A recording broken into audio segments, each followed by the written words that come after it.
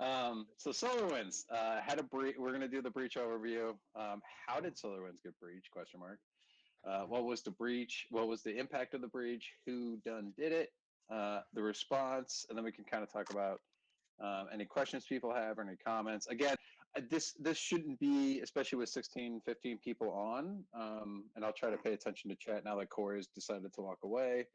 Adam has made a baby appear, which you probably can't see on Twitch. He's holding his head up. He's wearing a NASA shirt, which, um, Nerd. nerd. Yeah, I was trying not to say nerd in front of the kid, but we'll kind of get it. I want this to be a facilitation, right? So He's people feel free to chime in. Yeah. Feel free to chime in at any points. Let's do this a little bit like we would in person, right? Where we just kind of go through it. So SolarWinds breach overview.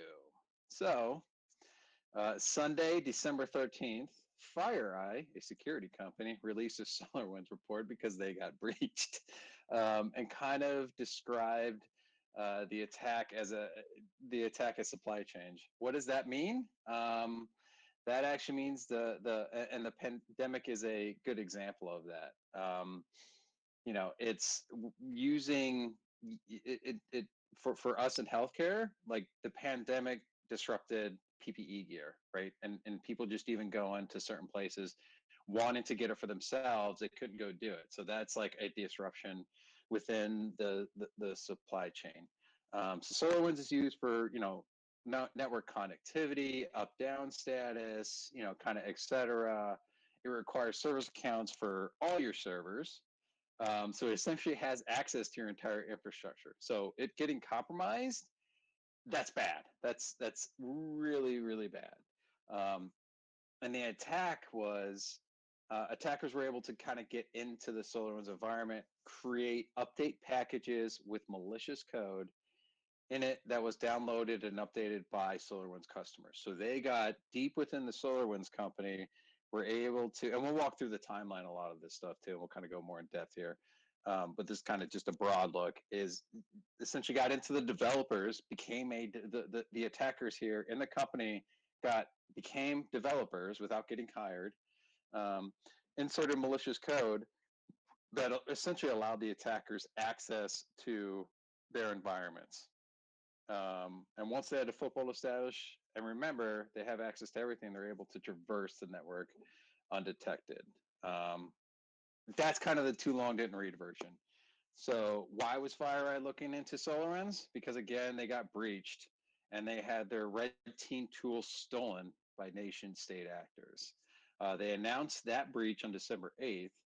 And it's pretty safe to assume that if they're releasing on December 13th a report to everybody, they got breached by because they had SolarWinds. And there's if you go to the FireEye blog, it's from a December 12th, which of course disrupted every security team's day, especially those that were using SolarWinds. So this is kind of its.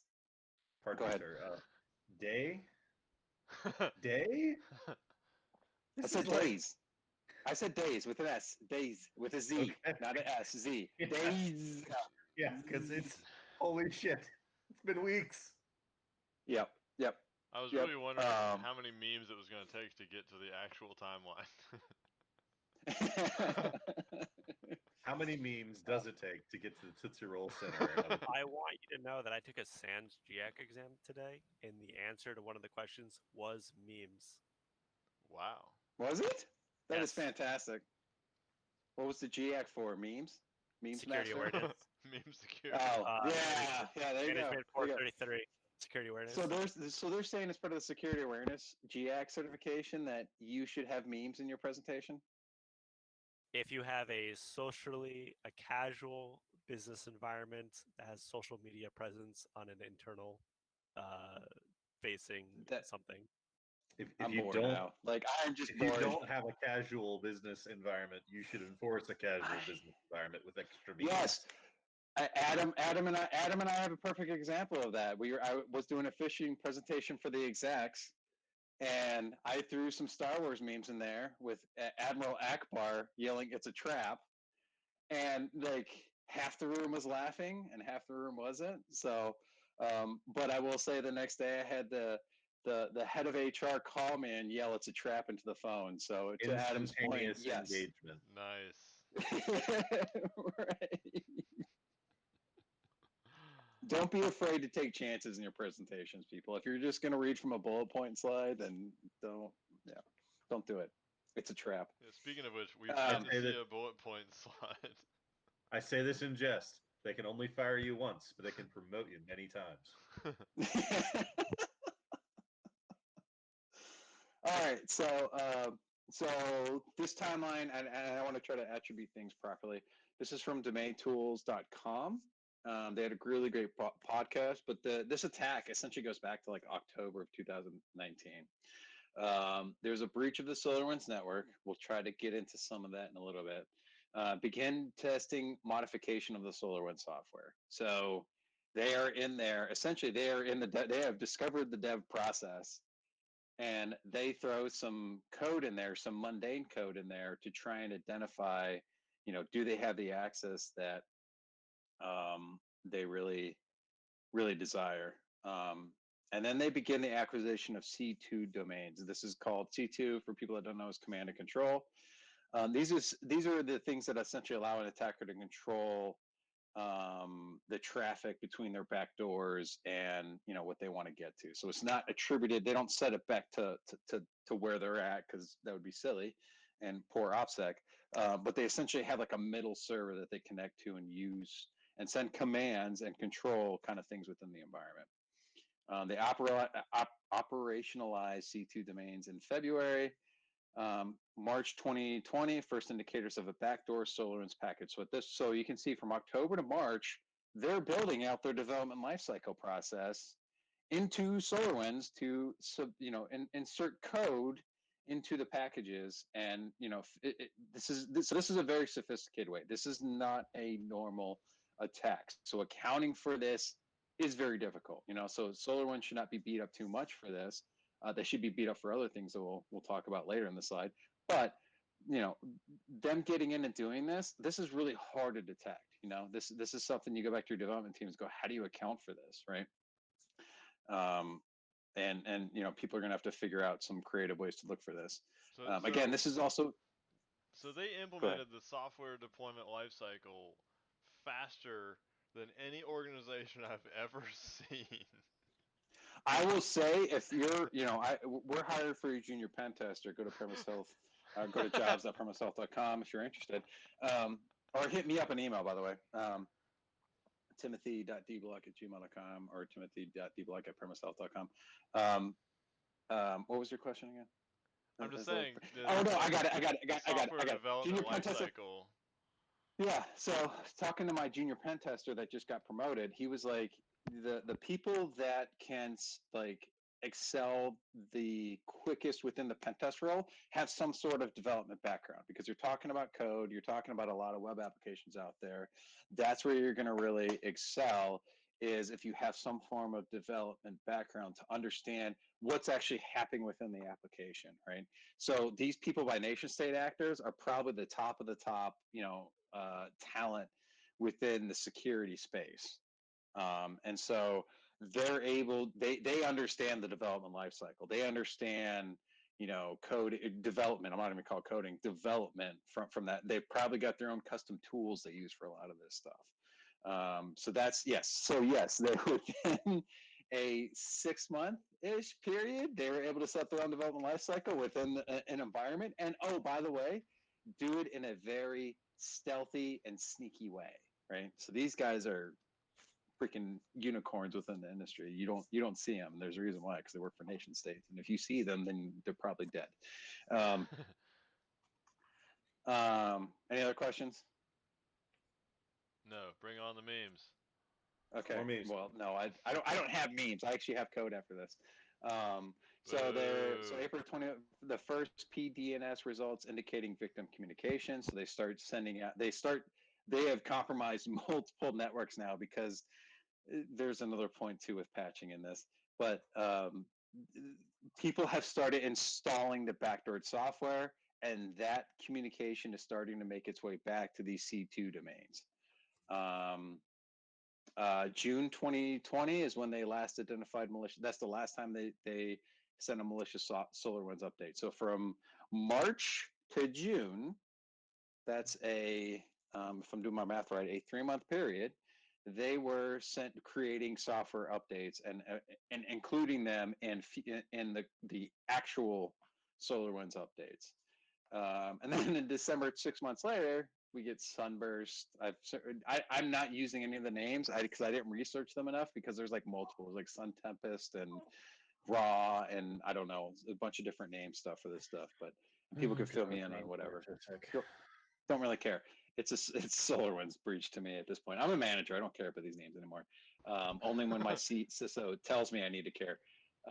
And so that's when the campaigns were exposed and the C2 were sinkhole. That means that essentially they stopped traffic to the C2 domains, essentially cutting off access for the attackers, which, you know, if their last identified malicious software update was June 2020, they probably got what they needed. And, you know, we're just now essentially cleaning up the leftovers.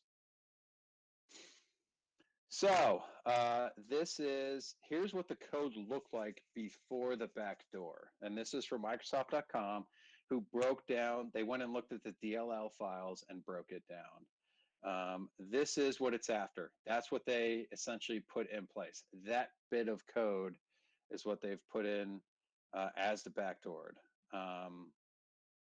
I'm not going to necessarily go into too much of a detail. We can try to dig in a little bit more. And there's more within the presentation to kind of explain some of the nuances, but I don't want to leave people that don't have a development background, like, you know, behind here, right? So people, Adam's handing off the baby. He's got something to say. Sorry, no, I didn't mean to do that with my mic off. I was just going to mention, this is where they injected their code. They actually have a DLL that they added in. That's just the point of injection that they slipped into the other Orion code base. Right. So you can see here, this is where the code got injected, right? You got the first if, and then they inject it in between that second if. So the background inventory is running was a second if. And you can see they're using the naming convention for Orion, right? Orion improvement business layer dot is alive. Thread, new thread, business layer initialize. Thread is background. True. So it's running in the background, people, and they have no idea. They spent a lot of time looking at the internal development processes for SolarWinds to identify their nomenclature, find a way to like do something that would blend in, and then figure out a convenient place to stick it where it would always get executed. And well, here they are. It's kind of masterful from that standpoint. And using error catching so that if there's an issue, you'll still never see it. Right. Yep. Yep. It's an exception. The catch right here is what Jay's talking about. That's an exception. So we don't ever want to present a feature to the user. Yep. So you never get an error. Oh crap. So something goes on. I will say, because I'm thinking about it now. This is a modified version of what I'm doing for an internal lunch and learn with people. What I will say, because I took out those slides because I don't want to show you what we have internally necessarily. If there's what they did too within this code was they had a list. If this security software is installed based on these DLLs, do not run. Yep. So, and I think Symantec had the list because Symantec was on the list, and some other different products. I don't think CrowdStrike was on there, but there were some other EDR products on there that if it's on there, do not run. Just stay dead code, essentially, is what it's saying. So they put a lot of thought into this. And so that took, you know, the other thing to talk about, and maybe we get into it later, is SolarWinds had 300,000 customers. 18,000 were impacted, which in itself, to me, says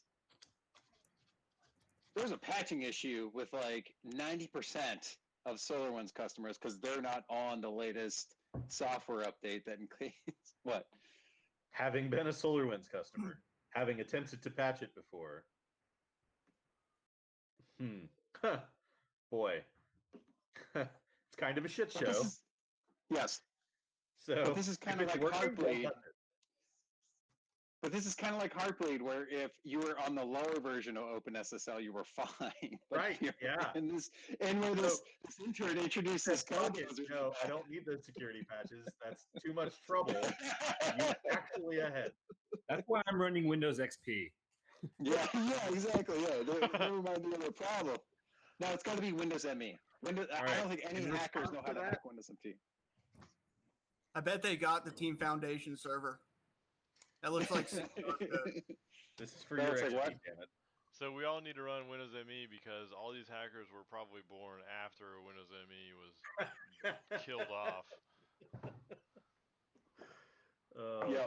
17-year-olds. Yeah. So I mean, and again, if there was you may have lucked out. So they were really targeted with this attack, which is why, I've talked to other friends and their security department's like, I don't care. You got to rebuild your. Well, let's get to that because that I know is a slide in here. But yeah, so if you had certain security software, so there are ways that if you're like, yeah, we were running the software on it, you could tell people, leadership, or if you have clients you have to answer to, like our company does. It's like, no, we were running this piece of software, and the code clearly says it's not going to execute unless if this is on there, which we had on there. So, that's some confidence and some incident response tips, I guess you could say. So how did SolarWinds get breached? Right, it's not really clear. We do have some potential entry points, but I think we might learn more over, I would say, the next year to really understand how SolarWinds got compromised. If SolarWinds really wants to, share the details of how they got compromised. They may not, but here's what we know.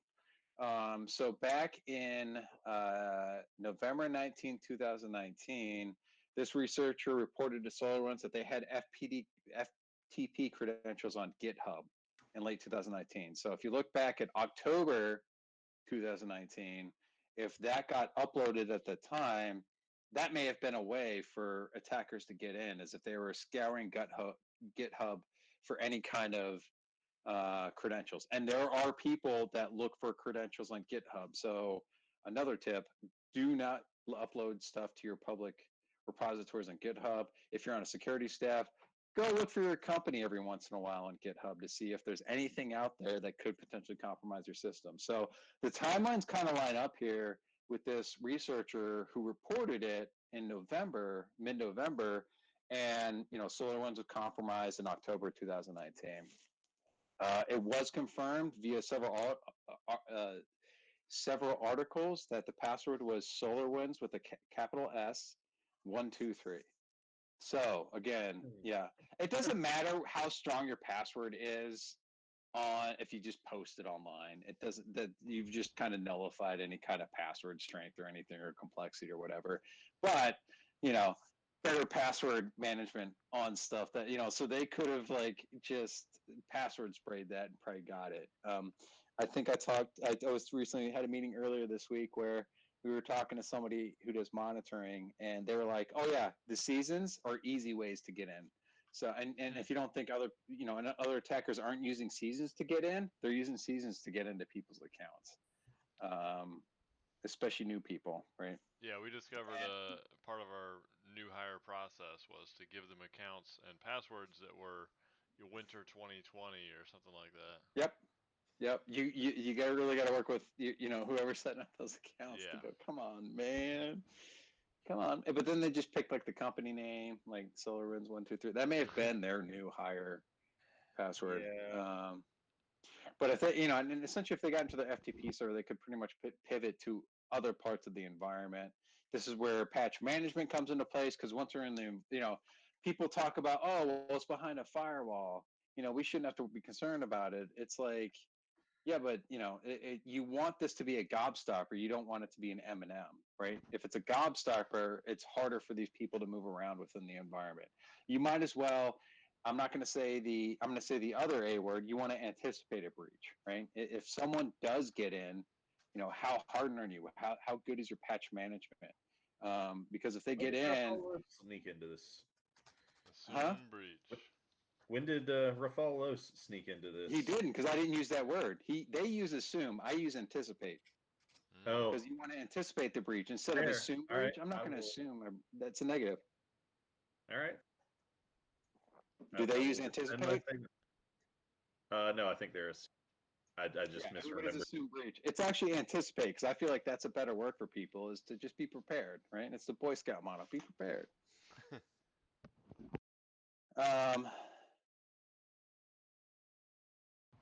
So then there's new evidences that came out. There's your memes. All right, you got your memes, David. Thank you. It's been Right. long So enough. again, once they pivoted into the environment and they gained access, you know, and you know, within SolarWinds, it has access to a lot of different stuff. You know, so once they got in, they're looking to gain access to a bunch of different products within the environment. So you get your FTP credentials compromised, you can start trying to break out of that. If your FTP vendor is not great, you know, they can start. Sky's the limit. Once you give people a foothold into your organization, especially if it's massive, I think SolarWinds it's a publicly traded company, right? It's fairly big. You know, there's just a lot of different pivot points that they could potentially go into. You know, and again, SolarWinds kind of highlights that it's not necessarily your company or your organization that's going to get breached. It's going to be the third-party vendor. So this is where a good third-party vendor program is really key, and we'll kind of see that in some of this other stuff. And again, this is all still a bit scattered, even at this point, a month out. Like, we still don't have a lot of details. It'll probably be 3 years before we get a full picture of things. But there are reports of multi-factor being bypassed, and that was I got it from Bruce Schneier's website on Schneier.com, where they talk about the SolarWinds hackers bypass duo multi-factor authentication. There's also talk about Office 365 bypasses. You know, the more that people use multi-factor, which, you know, I think a lot of people are, the more it's going to get tested, and attackers are going to try to find a way around it. And then the Schneier piece, it talked about you still have to get the user's password, but let's talk about phishing for a minute. You know, you can get anybody's password from just about anybody's password from phishing. But attackers apparently also had access to the secret key server for the multi-factor provider. And then at that point, like, if you have all that information, I mean, you've got anywhere you want to go. But again, this kind of highlights the sophistication of the attack, right?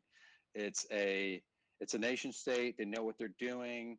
They're doing this all stealthily. It took them 6 months, essentially, from the last update for them to actually get caught. Can I pause you for just a second, because this is Sure. an excellent segue. There is a common trope, and Leslie Carhart and some other folks on Twitter were on about this earlier today, that the attacker only has to succeed once. Just in keeping score, in the course of this presentation, I've counted, like, I don't know, 10, 12 times the attackers succeeded. This wasn't like they launched one command and owned all this shit. This was a coordinated, prolonged engagement, and they had lots and lots and lots of successes before they ever got to a place where they could actually start running code. If your objective is to do some Bitcoin mining and all you want to do is get code execution, sure, maybe all you had to do was succeed once. If your objective is to do something complex like this, where you want to, like, pivot and actually do something useful in the environment, you don't need one success. You need dozens of successes in sequence. That shit's hard. It's really hard. We'll get into how this was found out later on. I'm assuming Tim's got something on that. I'm peeking behind the curtain there at his presentation, but I'm just saying, don't feel like this is hopeless and we as defenders always have to succeed. No, that like there are tons of steps involved in actually doing something to compromise an environment. Anyway, off the soapbox. Right. Well, and to your point, like it's 300,000 customers, 18,000 people impacted who actually updated, and then on top of that, it was an even smaller percentage of people that were actually compromised. So the chances of people being hit by this was small, and we'll get into the people that were kind of impacted by this. So Malwarebytes, this actually just came out today. They announced that they were targeted, and all they really gave was that they had the attackers had access to internal emails in Office 365. Now, I'm going to assume that there's multi-factor in place here, so this kind of goes back to that previous slide where we're talking about bypassing multi-factor, but getting into Malwarebytes, and again, Malwarebytes, you know, they handle a lot of internal stuff, malware, things like that. You know, we talked about Mimecast in the news section. I didn't want to throw it in here because there wasn't a direct tie to it, but Malwarebytes came out and said they were targeted by the exact same people that went after SolarWinds. So, you know, and to Malwarebytes' point, that's another avenue into a company, right? Is if your company's using Malwarebytes and you're tying back into Malwarebytes, if they get their stuff compromised, then, you know, that's another avenue into the company. So we might be seeing more and more companies coming out saying that they were targeted by the same actors. They just never got compromised because they didn't have FTP credentials up on GitHub, or, you know, name your other, you know, entry point for trying to get into the software development cycle. But you think about it, you know, it could be same thing with any kind of AV product. If the company, if these attacks are able to get into AV, they've got every machine within your environment. Especially if they can, you know, get by it with kernel level access, no less. Right. So another interesting note, which again I did want to include it here, is JetBrains. January 6th, New York Times had a report that the software development company JetBrains may have been an entry point. Again, this was according to intelligence agency and private investigators, which no one named, and no one is really putting their name to it, so we don't know about these claims. What they said, Team City, which is actually used by quite a few development teams for development processes. So you can kind of see where JetBrains could, you know, that could be FTP credentials, or it could be if they compromise JetBrains and, you know, SolarWinds. SolarWinds is a JetBrains user. JetBrains is used by 79 of the Fortune 100. So if they got compromised, then that could lead the attackers into a lot of different organizations. SolarWinds would be one of those when they especially have access to pretty much all the servers for monitoring. The company was started by 3 Russian engineers in the Czech Republic with research labs in Russia. Again, since this news story has come out, there hasn't been any other evidence that there's really come out to say that these people were compromised. JetBrains has kind of denied it, saying that there's not really much to this story. Haven't really heard anything. Again, you know, with time, we'll kind of figure out some of this stuff, whether it's right or not. So, what was the impact of the breach? As I mentioned, 18,000 customers, but really it's a much more smaller percentage. They did have a 23% drop in stock, which is interesting, and that kind of happens with breaches. Target had a big drop. There were there's another angle to this, which goes to the SEC, where people were dumping stock prior to this getting announced. So the Friday before the FireEye report was released, people were dumping stock, up to about $280 million in stock. That's a lot of stock, and the SEC is investigating that. Chump change. Insider trading isn't a thing. That doesn't happen. No, not at all. But her emails. I wondered not... if we would make it through tonight without that happening. We did not. It's okay. It's Godwin's law. Yeah, but we're gonna kind of skip over the SEC filing stuff, and we're gonna focus on the 18,000 customers. This is a breakdown for Microsoft.com. 44% were information technology, so people that made the list: Intel, Cisco, Cox, NVIDIA. Microsoft came out and said on December 31st that their network was breached and that source code was viewed. Not a good thing when everybody has Microsoft installed. As of January 7th, officials believe 10 federal agencies were impacted. Amazon's internal assessment indicates 250 government and private organizations were impacted by that. 27, so you can see there 27% were either government or government contractors. That included finance, national security, health, and telecommunications.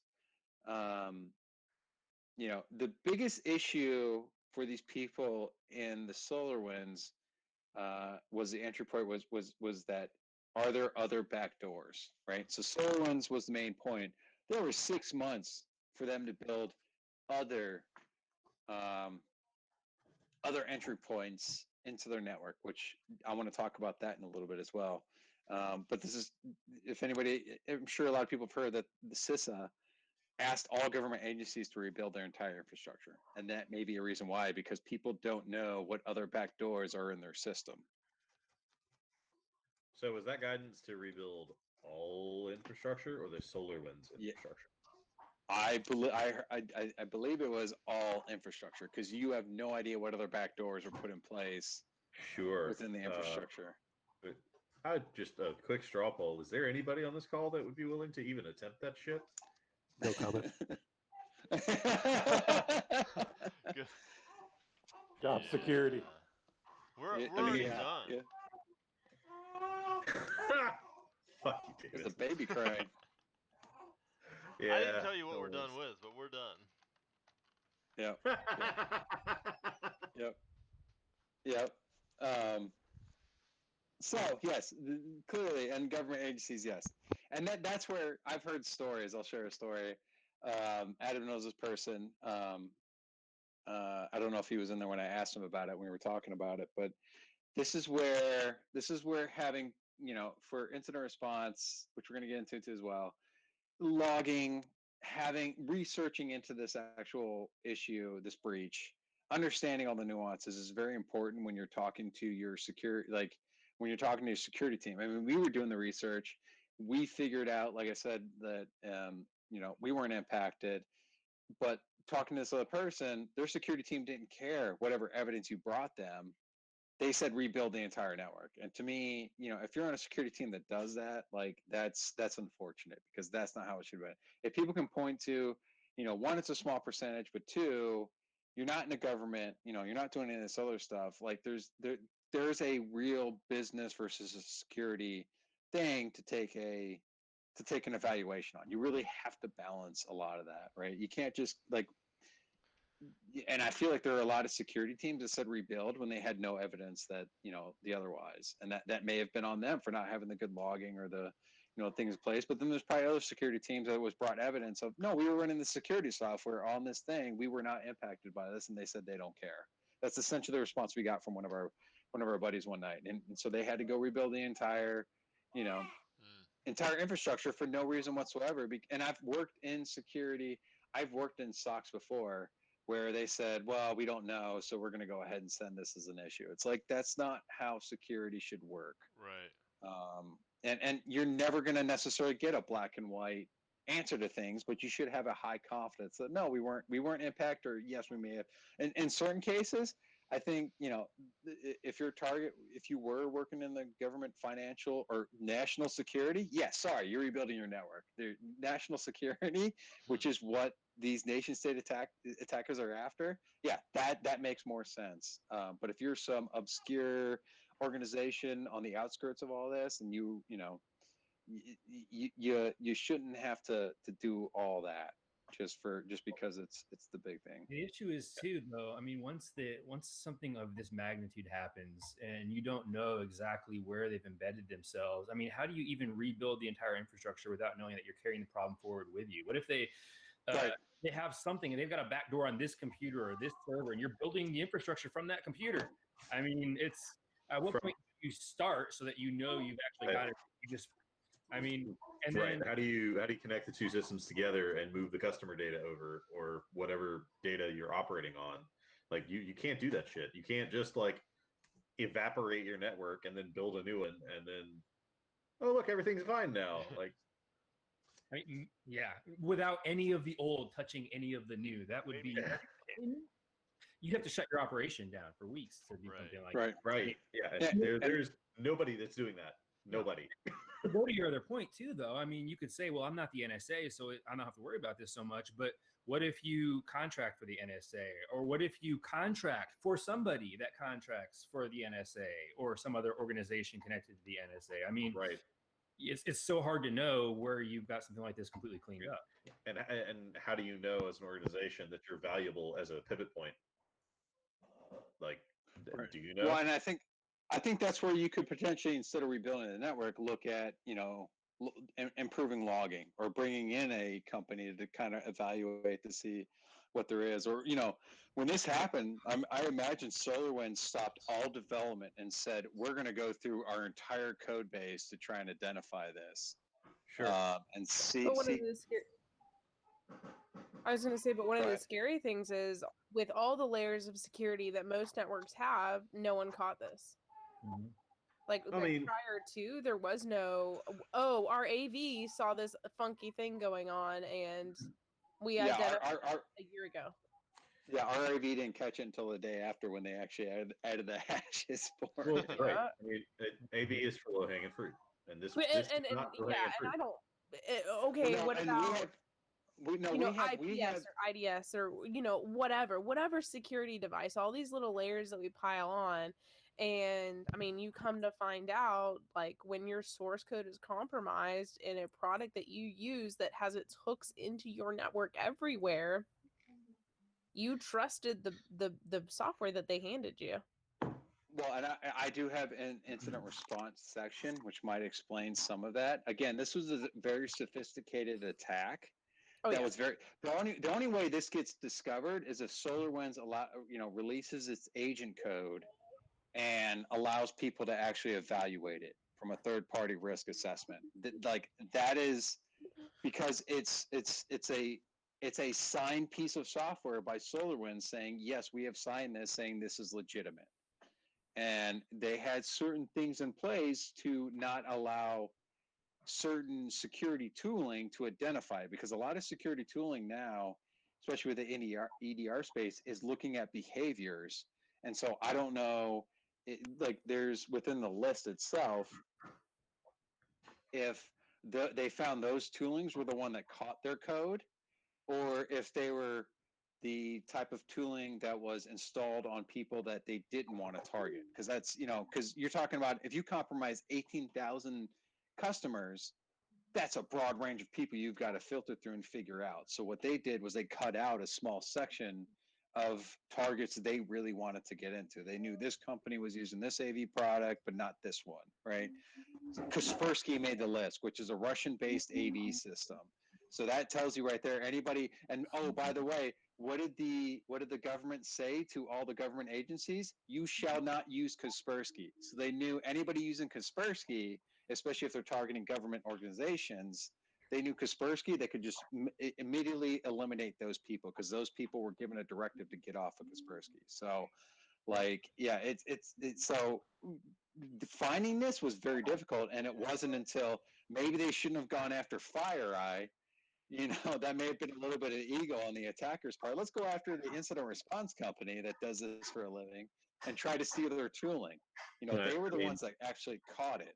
You don't get to peek behind their hand there. They may have had valid reason to go and burn their infrastructure, and they did burn Kaspersky's red team infrastructure. That shit's on fire. It's in ashes on the ground now, and they're gonna have to build new. So that may have just been an objective. But one other thing that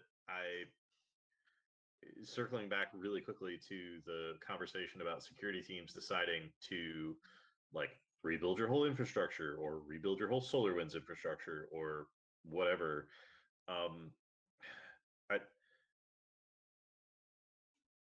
I think a lot of organizations struggle from a maturity standpoint of deciding or of having that decision get made at the right level. I think a lot of C-levels are really uncomfortable making decisions in the cybers and are just gonna their gut reaction is to burn it, set it on fire, get it away from me. The bad thing happened. And that's probably not the wisest, most calculated risk decision. And from a standpoint of just like reduce all risk ever, and like we've got to set everything on fire and start over. Yeah, sure, that's the safest course. But I mean, the safest course might also be the least profitable. And at some level, that we have to, as security professionals, balance keeping the profits flowing in with doing business or with keeping everything safe. We can turn everything off and it's perfectly secure. That doesn't do anybody any fucking good because we all have to get paychecks. The company has to earn money. So we need to have some calculus behind that. And this is a great example of a threat that impacts a lot of people. And some of us need to worry about it a lot. And some of us need to worry about it not so much because we were being filtered out. You have to make that decision internally as a company. There's nobody outside that can help you navigate that, as far as I'm aware. The U.S. government can help you a little bit, maybe with some advice, but at the end of the day, like you got to look at the situation on the ground in your company and figure out, based on everything you've seen, if you think you're in a situation where set it on fire and start over is the right course of action. But again, you're talking about being offline for months. Like you got to figure out how to sanitize your data from the old system into the new, build a new infrastructure and not let it touch the old. That shit's complex, and none of those decisions should be made inside of a security team. You need to be having conversations with the highest level of management within your organization about whether or not any of that makes sense in the situation you find yourself in. You need to be intelligent advisors, and you need to provide answers and fess up when you don't know the answer as you're asked, but find answers when questions are asked from executives. But you need to put yourself in an advisory role and elevate those decisions way above your pay grade. Anyway, Yep. Soapbox. Yep. So kind of moving on, one of the other people impacted was the United States courts, right?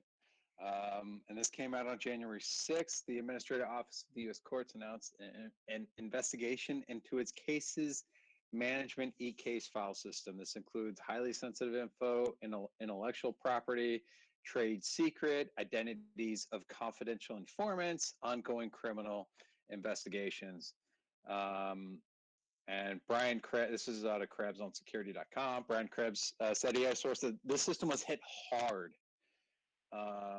So you think about, if we're talking about the Russians and we're talking about movies, Russian criminal organizations, they would have a certain interest in some criminal activity within the U.S., what people are leveraging against them. So it's an interesting angle. Also in the article, the Justice Department says its email systems were compromised. 3% of 100,000 accounts. So you do the math there. That's still 3,000 accounts. And there's a theme here that we're finding, right? Email accounts being compromised. You get into someone's email, you have all sorts of different things you can do. And recently, within the phishing space, there are attackers now leveraging phishing links and phishing and downloading documents in the middle of a thread. So you could see where if you send it as part of the middle of a thread, that could be, an easy way to get someone to click on something because they feel like they have a high level of confidence on the person. There's another one that came out recently, which was SolarWinds. There is people essentially selling the information stolen as part of the SolarWinds attack. We have no idea if this is legit either. It's a very high price. If it is, it's bad. So you can think, we talked about Microsoft source code. If they took Microsoft source code, they have SolarWinds source code, they got all this different stuff. That could be bad. If it isn't, this could be the scammer scamming bad guys, which is just kind of ironic at that level, right? You're just trying to get certain bad guys to buy into, hey, we've got all this awesome data that you can use to go rip off people, and then they get ripped off. So, who done it? The first report was that it's a nation state was responsible. So, what's an actual nation state? China, North Korea, Russia, United Kingdom, and of course the good old USA. I think people forget when we talk about nation states, we are doing the same thing that the Russians are doing. I'm sorry, we just don't, we don't read the Russian news headlines where, the Russian embassy was hacked today and it's United States. We just don't hear that kind of news, but we're doing the same damn thing that these Russians are doing. This is called good old spying. So we're trying to get up all in their infrastructure. So previous attacks that included the USA was Stuxnet. This was an attack to disrupt Iran, the Iran nuclear program. I will lean on anybody else here that may be more of an expert than I am. I did not read the book by Kim Zetter. I'd like to. It's on the list. Yeah, Mackenzie. Yeah, Mackenzie, this seems like you know quite a bit about this. But essentially, this was almost like a USB type of attack with like side channeling and all sorts of that came out in like 2015 too. Or it's 2014. That's the copyright of the Kaspersky thing. And of course, it's Kaspersky with the report here, right? It's not a US-based antivirus company. It's the Russian-based antivirus company from Kaspersky releasing information on this. You see, it started in 2009, went all the way to 2010. So yeah, sorry people, the America people, we do this shit all the time too. There's the Sony hack, which was attributed in North Korea, and I love that in 2015, 2014, everyone's like, it's not North Korea because of a movie, and then like 3 years later, it's like, yeah, it was because North Korea was pissed off at the movie The Interview, and they just wanted to own the crap out of Sony, which that had a lot of outfall too, because they stole emails and released all that emails about back and forth and different movie conversations and all this different stuff that Sony took a big kind of head on. What else I got here? Again, this is probably the most political I'll go. The Democratic National Committee leaked emails by Russia. That was 4 years ago. There's a lot of political stuff around that, but I couldn't think of a good United Kingdom where they've been caught. Maybe they're just really good. Although 007 gets caught all the time, so that'd be a little shocking for me that United Kingdom never got caught up in some kind of nation state attack. Or we just don't hear about it because we're really good buddies. Again, if you go to Russia, we probably hear about United States hacking stuff all the time. There's it's going to be Russia. The French submarines, it's fine. Oh, the French, yeah, the French. But no one cares about that in the U.S. Who cares about the French? Good for them. It's kind of what it is. But of course, I mean, we do have Canada just north of us, by the way, and they're half French. But it was Russia, according to several reports. That's Reuters, that's Washington Post. I think everybody's in agreement that it was Russia, and I'm going to use this meme and this slide as long as I can. So the motive, the Washington Post had an article. It could have been vaccine research with the pandemic going on. They may have, especially you think about the timeline, right? March is when they started releasing updates. So that's right around when the pandemic really started kicking off. So yes, while they're trying to get into nation state stuff, maybe they're getting into research companies and wanting to get, into those companies and really, and again, once they got the SolarWinds, it seemed like they didn't really need SolarWinds anymore because they probably created other backdoors into other stuff. But essentially, it's intelligence information, right? As I think Adam mentioned earlier, this is not for Bitcoin mining. The Russians are doing this for information intelligence. This is good old spying from the internet standpoint. Maybe they wanted to get some better tooling, so they went to that's why they were after FireEye. There's also very early on in the pandemic, well, not early on, but a few months into the pandemic, there were reports coming out about China phishing people using things like click this email to see who of your coworkers have COVID, or using COVID-19 themed lures. And it's not that they're getting in there necessarily to exploit it right away. And as Adam mentioned, it's multiple wins. And this is for nation states, it's a patience game. So they are willing to wait. This is a patience. They're playing the long game essentially. So nation states are playing the long game for future access to things, right? And this could be nuclear plants. This could be other stuff where it's not nuclear missiles anymore. It's like, we're going to shut down your infrastructure and just own the shit out of it and start having failures and other stuff. So that could be one of the motives. I don't know that we'll ever get a clear picture on motive until it's like 50 years from now and someone writes a book that goes through all the historical stuff and has some insider knowledge, and people are dying and willing to share their stories. I am curious to see about the hackers that are dying, that start spilling their guts on, oh yeah, I was part of a nation state. And Mackenzie, I don't know if you're watching something else or if I just triggered something. You watching the ball game or something? No, sorry. There was something else came up on my other monitor that is I can't repeat it, but it was very shocking to me. So who has some actuarial tables? When can we start expecting some super juicy hacker expose on their deathbed? Oh my gosh, yeah.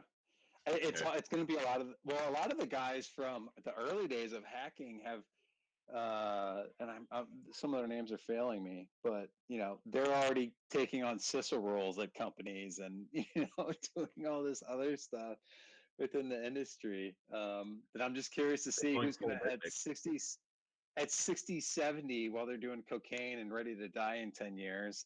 They're going to be like, I'm going to write a book and just spill all the details because who cares anymore? Not everybody's McAfee, man. Come on. Well, McAfee's a special case. I don't know that he made the list, but so the response, I kind of blew through that. Sorry. The response to this, I love our slides, by the way, which I love throwing into these things where they're just got happy faces. So the response, happy smile, positive energy. They could have just heard you say sigh at me, right? I'd be positive you'd be hacked. Yeah. The wife came up the stairs with my energy and she just sighed at me because apparently I'm too energetic. Anyways, so one of the things You've been too energetic the entire time I've known you. I can only imagine that it's been going on as long as she's known. I've worn her down. Yes, she's over it. She's totally over the energy that I bring.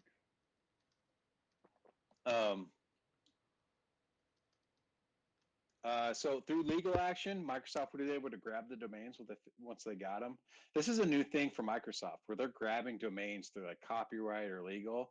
And what they did essentially made a kill switch out of it. So once this was discovered, once they got hold of the domains, it essentially like killed all the SolarWinds stuff. Now, if they've created other backdoors, that's still an issue. But they made a kill switch for the SolarWinds stuff. So it essentially made it all dead.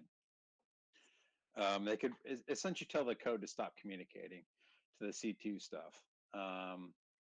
So the government's got involved. FBI is investigating and gathering intelligence for attribution. Good luck. Well, I guess it's already kind of out there.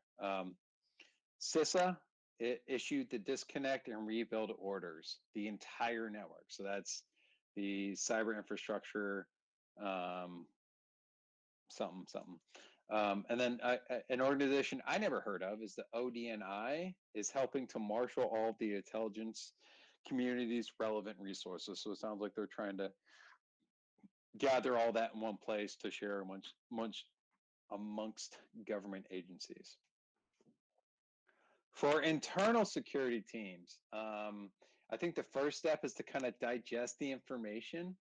And if they found out that, yes, we're running SolarWinds, the first step is shut it down. Just shut it off until they can kind of figure out what's going on within, the organization.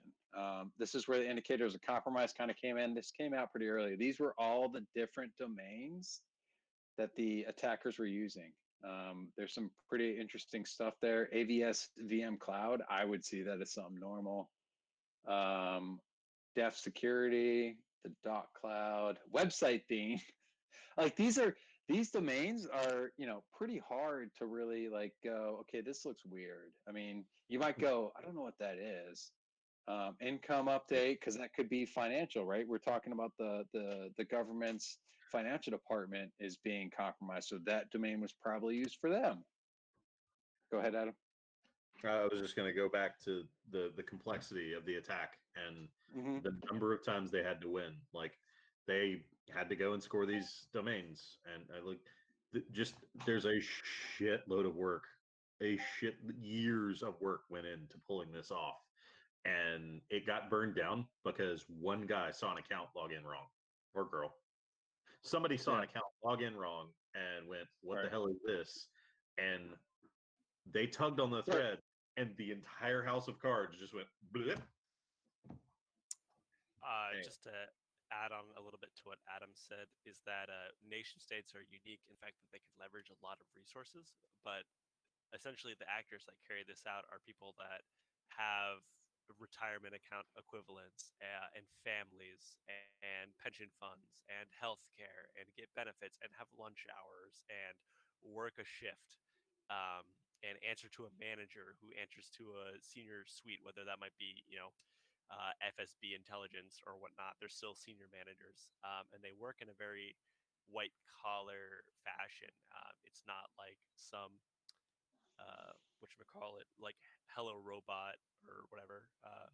Underground Robot. Yeah, Mr. Robot, like Robot, yeah. 5-man in a basement, like hacker elite group. It's a systematic organization of developers working in tangent with quality assurance and counterintelligence and intelligence gathering and threat intel, and your developers and your pen testers and your operators, and they work in tangent with each other in a very systematic way to deliver a quality product, in which in this case is infiltrating, SolarWinds. But which is the Hackanen. yeah, so just know that the 4chan the hacker known as 4chan is actually a conglomerate of 50 or 60 individuals working in tangent with each other, or tandem with each other. What's that? I like Risky Business when he pulls out the sound clip from Goldeneye, the into weapon.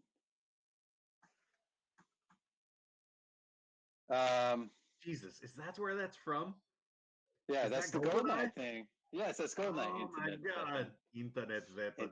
Internet weapon. Because they talk. That's the whole point of Goldeneye. Is it's a satellite network where they just gonna destroy the internet or something. Thanks for spoiling the 25-year-old movie. I think that's also for Die Hard 4 with the fire sale. No, 3 was when 3 was Hans's brothers Revenge. That's technically Die Hard 2. Like the name of that movie is Die Hard 2. There is Die Hard with a Vengeance, which is Die Hard 1.5, but we don't need to get to the chronological order of. No. There's 5 movies, man. Come on, Die Hard 4. God, don't make this more complicated than it needs to be.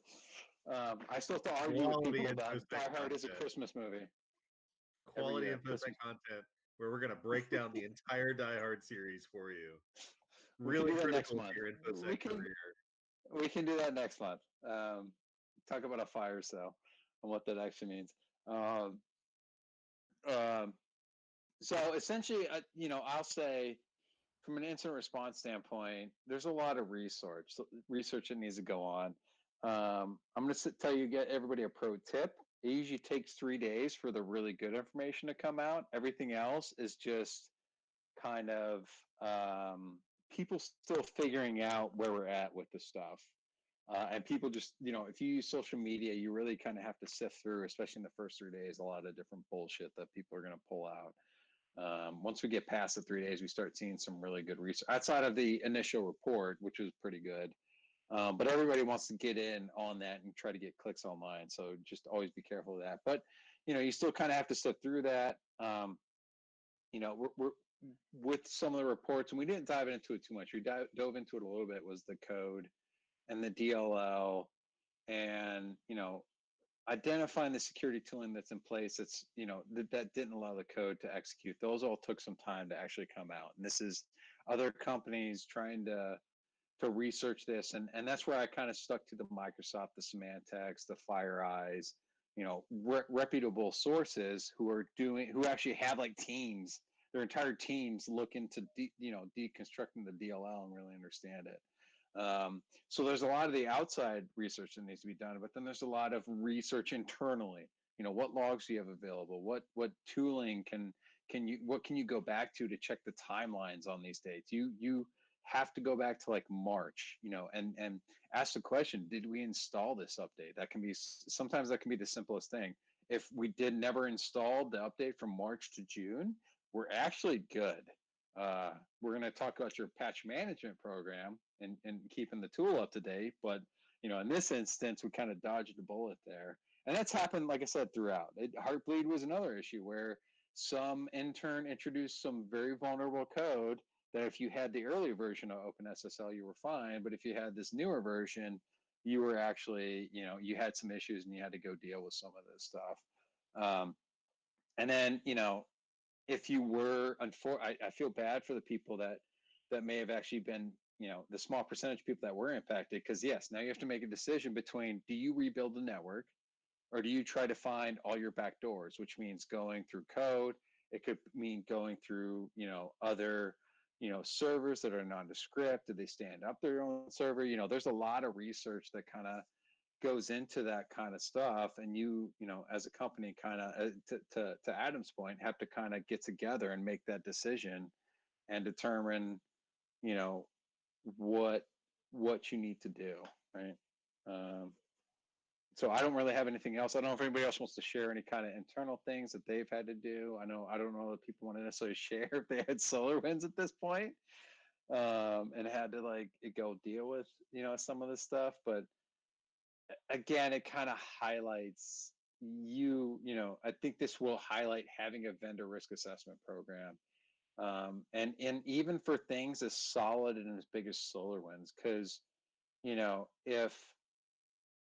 if a pen tester in your organization or a security person actually grabbed the SolarWinds agent between March and June, to Jessica's point, if someone had grabbed it and went, this is talking out to this really, really weird domain, right? Let's jump back. This is talking out to, panhardware.com.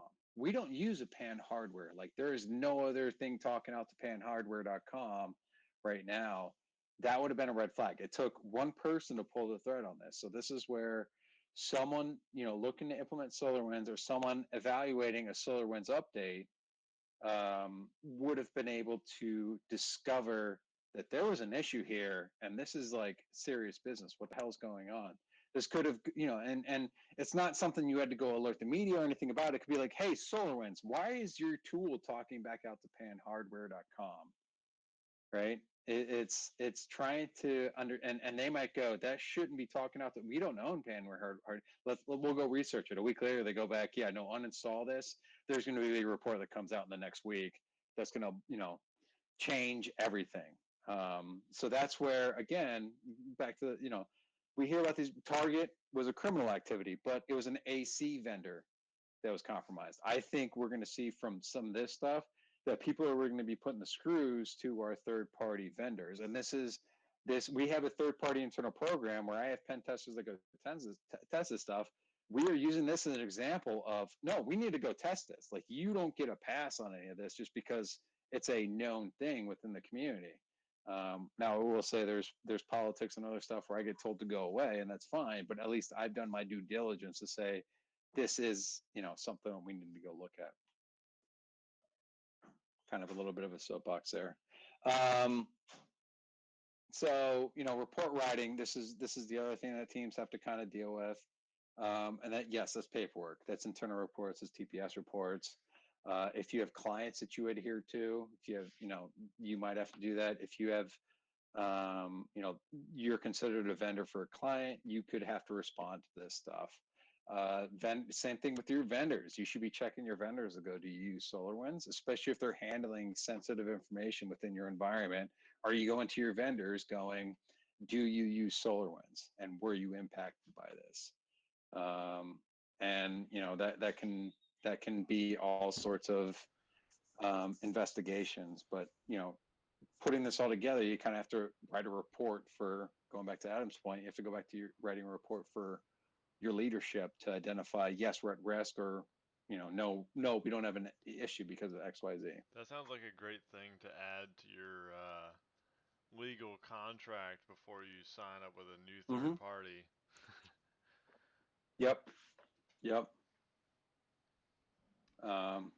Yeah, contracts, like, people don't like, I think especially with, like, in this group, it's like technical, but it is sometimes contract language, it's policy, it's all that different types of things that really kind of empower security teams to make sure the company's as secure as possible.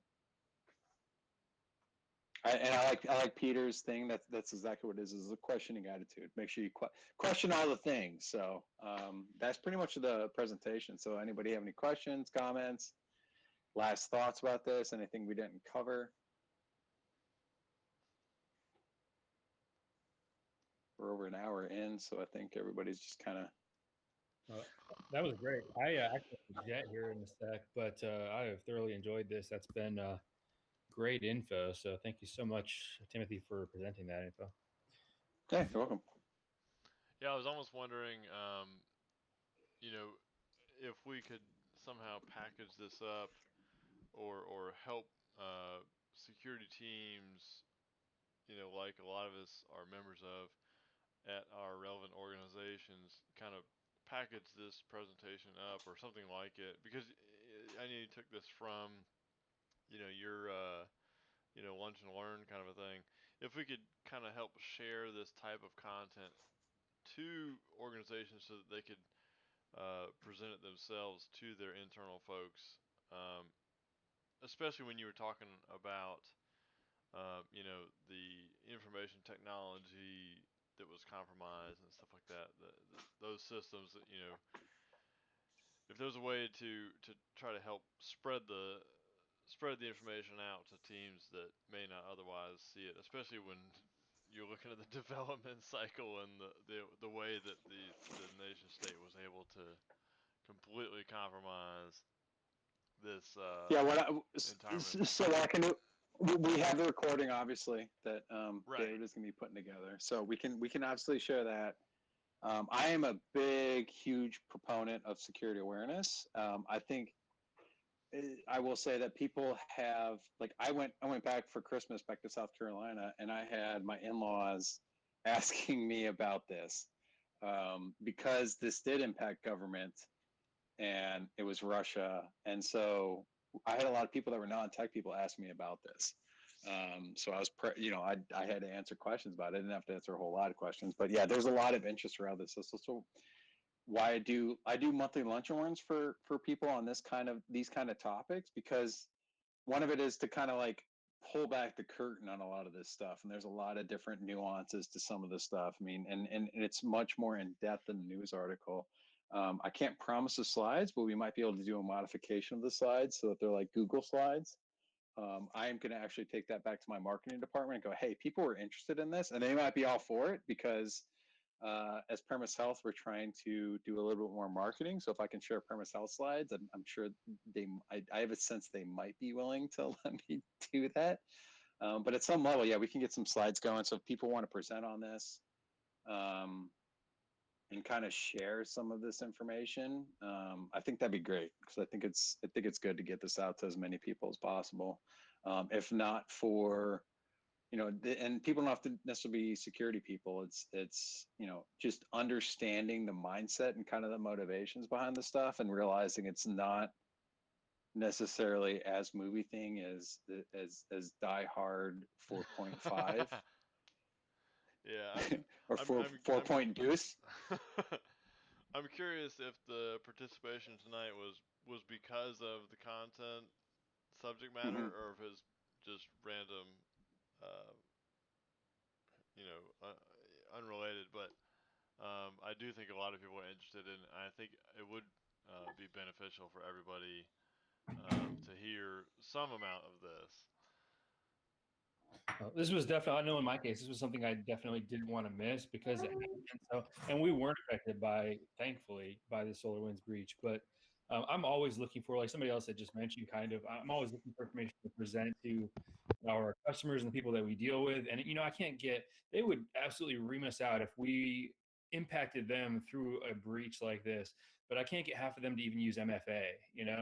So yeah, it's always good to have extra ammo and information when you're trying to help people to see the need for improved security posture. This again highlights it. Like, and these things will pop up, and I've pointed to Target, which was several years ago at this point. But there's really consistent, and then maybe I shouldn't use ammo. I don't like the battle term, but like you said, reasons why this is important. Yeah, I meant to bring up earlier when I'm glad you reminded me, Jay, about MFA. I remember maybe a year ago I read an article from Microsoft. Most of their breaches or account takeovers, whatever you want to call them, are from accounts that don't have MFA, and some like crazy high percentage, like 90+% of Microsoft Office, 365, Azure accounts don't have MFA turned on, and partly Microsoft is to blame because they don't have MFA required by default. So boo on them, but I have something to say to that, but I'll let you continue. But no, MFA is a real problem because it's not enforced, and it's that is one of the, I think, I forget how you explained it earlier in your slides, but I think I was going to disagree with your point that most people don't use MFA in the cloud or in Office 365, somewhat because it's not enforced or it's not required by default, or because they don't have people creating those policies and requiring it in their organization. No, what I'm saying is that, and what I said specifically was more people are using MFA. So the more people that use MFA, the harder it becomes for, when everyone's not using. And when I say more people, that means maybe 30% of everybody. So that means, to your point, there might be 70, 60% of people that aren't using it. So there's still a wide attack vector, out there. But as more people use MFA, there's people that are like, this is the cat and mouse game of security, is that as you put in more security controls, and I've seen this within other stuff, they're going to find sneakier ways to get around that kind of stuff. So MFA, as great as it is, it probably still has security holes because it hasn't been, it's been vetted, but it's not foolproof. It's not a silver bullet for anything. And we can see that from this attack, where there's been multiple cases where the attackers were able to get around MFA. This might be 0 days that haven't been released yet. I mean, all nation states have 0 days, right? Right. So they have things that they've discovered that haven't been released yet that they're going to use in very specific instances to get around stuff. And it's going to be hard for people to figure that stuff out. But I mean, to your point, yes, it'd be nice if they required MFA, but I understand working in the healthcare space, with that's a big shift. And it's also, when we're talking about security versus business, if Microsoft says for Azure we're going to require MFA across the board, that means a lot of developers are going to be switching over to AWS or Google, and they're not going to turn on MFA because they don't wanna. They should, sorry, but they don't wanna, right? And that's what I will say is that being in Azure and AWS, if you go to the security center and look at their, the security centers within Azure and AWS tell you, hey, this and this are red flags. And MFA is certainly one of those things with red flags that says you probably should turn on MFA for, if not these accounts that have like high level, access to pretty much everything.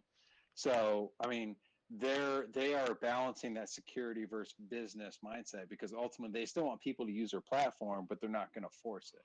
Now, if the federal government comes out and says everybody in the U.S. that's gonna be using the cloud has to use MFA, that's when like that changes and everybody has to use it. Like that's what we lean a lot of security is HIPAA requirements and high trust requirements because we're a high trust certified company.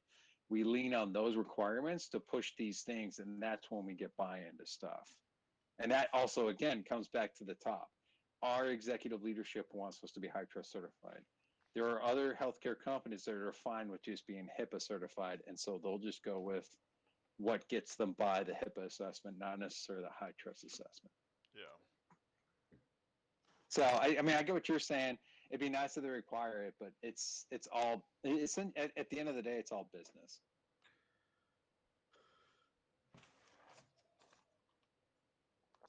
Adam, you're not done building yet? Afraid not. Let's be completely honest. Like, if I'm writing a paper for school, like, I'm at the point where, I mean, an A would be cool and all, but I just need to get a C. Like, I just need to pass. And Some I feel like people think that's like a lot about a lot of the security is we just gotta pass. Like, we don't want to be the best. We just don't want to be the worst. Right. Security. For a lot of companies, the most important thing is surviving an audit. They could give a fuck if they are secure. Like, what is secure? Define that for me. Explain to me where the finish line is. But you start talking about audit findings that have real financial penalties. That's a motivator. Yep. Yeah, but that's the wrong motivator. I mean, good that it's But a that's what it motivator, but is. it's Wrong absolutely or not, wrong. that is the world we live in, Remind me. David. I know. Remind me, which I'm just- motivator is it that gets you into the office at every morning? My paycheck. I mean, I know Yeah. you like it, but your paycheck is ultimately what gets you there. And Hey, this is true. Yeah. from a corporate standpoint, the corporate paycheck for everybody is Sure. the thing that's why we're all That's a here. good point. I'd rather be playing Overwatch all day, but you know what? I can't do that if I'm going to feed my family. Yeah, you're over the age of 12, so you can't make money at that. Right. Not good enough. I don't have the reactions anymore. Yeah.